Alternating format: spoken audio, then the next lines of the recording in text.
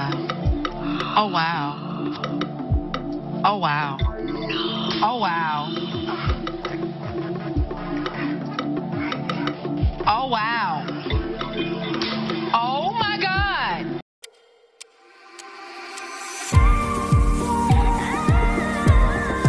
지금 이 순간이 영원하길 바래.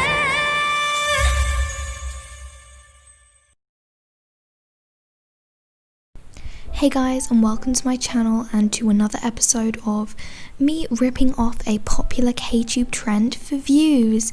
Yay! Anyways, today I thought it could be fun to read some of my subscribers' embarrassing K-pop confessions. I honestly was only expecting to get like one or two really juicy ones, but you guys delivered, and I don't know if I should be thankful for the fact that you were providing me with good content or be genuinely concerned for you guys. But anyways, this video idea I believe came from Hofa Shushi. I'm not completely sure, but if it was originally her idea, then credits to her. Keep in mind that this is not a serious video. There's no like bad or mocking intent with this video. It's all just for fun, so please be respectful to the people who gave these confessions.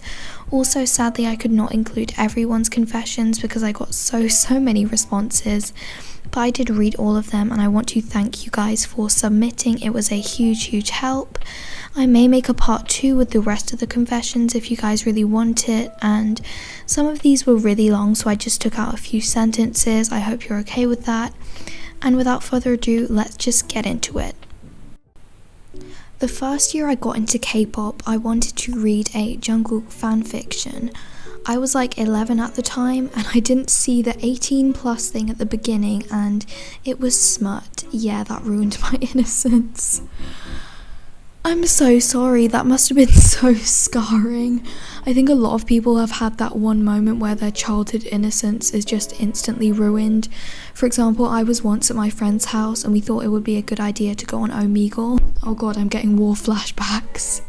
I used to find Jennie from Blackpink intimidating, which made me not stan Blackpink for ages, and even after I started listening to their music, I was still kind of scared by her. And although it isn't much of an issue now, I still find her a tiny bit scary. I know she isn't actually bad or anything, and she can be sweet, but I don't know why I still feel that way. I definitely don't think you're the only one who feels this way. Jennie does have a sort of like badass cool girl persona on stage, and I get why she might seem a bit intimidating. When I first watched Blackpink's music videos without knowing anything about the group, I kind of thought, oh, Jennie doesn't seem like the sort of person you'd want to get on the wrong side of. But after watching Blackpink House and various other Blackpink videos, I realised that she's actually just really sweet and down to earth, and Blinks love her for that. I've got two similar ones, so I'm just going to read both of them out. So the first one is, I used to hate on Twice for their cute concept. This was back in 2018 and they are my alts now. And the other one is, I used to really hate Twice, thinking my friends had inferior taste in K-pop because they stand them. I now see how amazing and talented they are, and they are one of my favourite groups. I feel really embarrassed to have been part of the hate culture in K-pop. We should all be better than that. Okay, first of all, we stan character development. Twice are icons, honestly, and no one can change my mind. But then again, I could say the exact same thing about Red Velvet, and I used to strongly dislike them for literally no reason. It was probably because of toxic Rev loves that I was coming across hating on Blackpink. But yeah, I was really dumb back then. I shouldn't have let my thoughts on the fandom reflect my thoughts on the actual group, and now I love Red Velvet, and it makes me happy that you love Twice now. I watch fanfic videos. Honestly, live your life. I have my own issues with fanfiction. A lot of them are really cringy and romanticize things like abusive relationships, which is problematic, but if it makes you happy and the ones you're reading aren't that bad, then just do what you like, live your life to the fullest. I had a crush on my friend just because he is Asian. Child. Anyway, so. Not anymore. Ooh, yikes. Well, I mean, at least you've moved on from that. Not that embarrassing, but I strongly want to slap one of my friends because she always makes fun of me for not knowing Stray Kids and ATEEZ inside jokes, even when I stated multiple times that I didn't stan them. but at the same time, she literally doesn't listen to her fave's music. Literally, this makes no sense to me. Like, how does she expect you to know the inside jokes from a fandom you're not even part of? Like, I know a few jokes from groups I don't stan. For example, I've heard of the 17 kidney function is not a right, it's a privilege joke, but still, like, I don't know every joke, obviously, because I don't have that much time to be finding out the jokes of fandoms I don't even stan. Also, I'm confused, like, why does she not listen to her faves' music? Isn't that the whole point of standing a group? Anyways, I don't know, I just want to be in the video. Well, here you go, you're in the video. Hi. Hello. This one is pretty bad. I used to stalk a person that went to school with me because they were in army. I now have a crush on them, LMAO. Excuse me, Oh god. When you say stalking, do you mean like online stalking or real life stalking? Because when I hear I stalked someone, I imagine you literally like following someone around and finding out their home address. Bro, that's creepy. But at least you're over that stage in your life, right? But if you do have a crush on them, definitely don't tell them that you used to stalk them. I used to write 18+ fanfics, I don't do it anymore. And one of my friends actually found the Word document I wrote it in, printed some copies and put it in people's binders when they were not looking. Thank God I only signed it with my Wattpad name.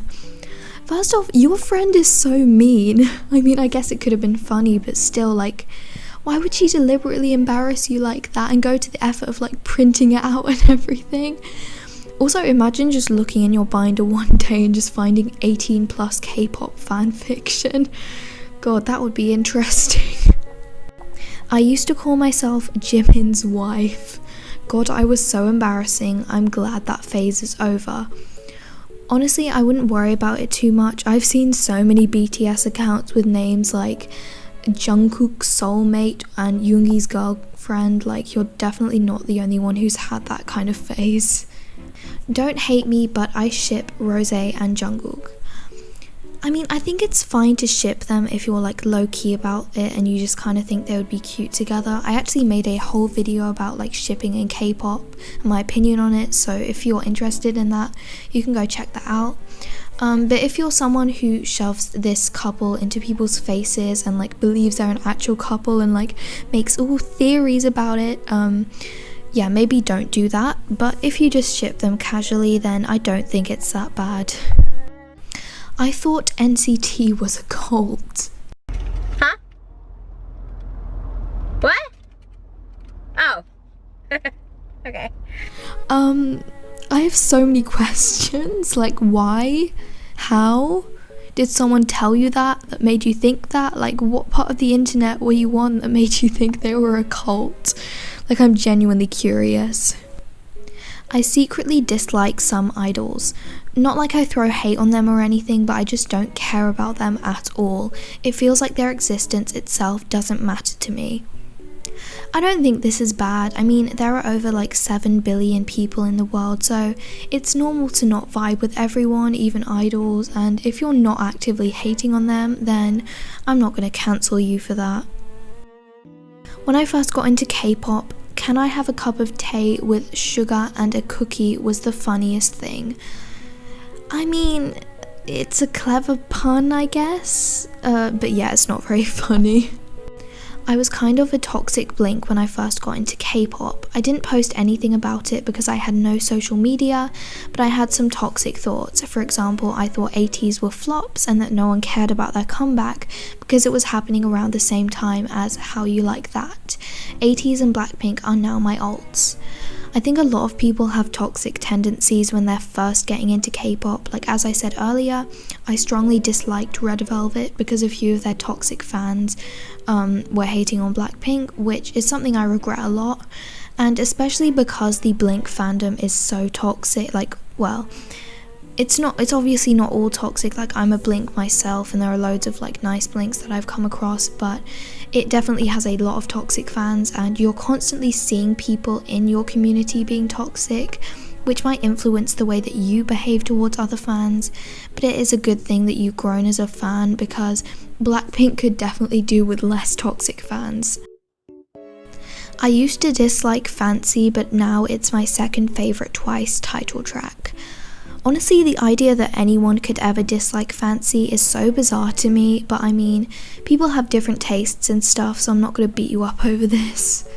One time we were doing this music quiz in class and Dynamite came on and I almost passed out. I had a similar experience actually. I was at my friend's house and we were bored, so we were like, oh, let's try one of those like try not to sing challenges. And so we put up a video and the first songs that came on were Dynamite and Ice Cream, and I almost screamed.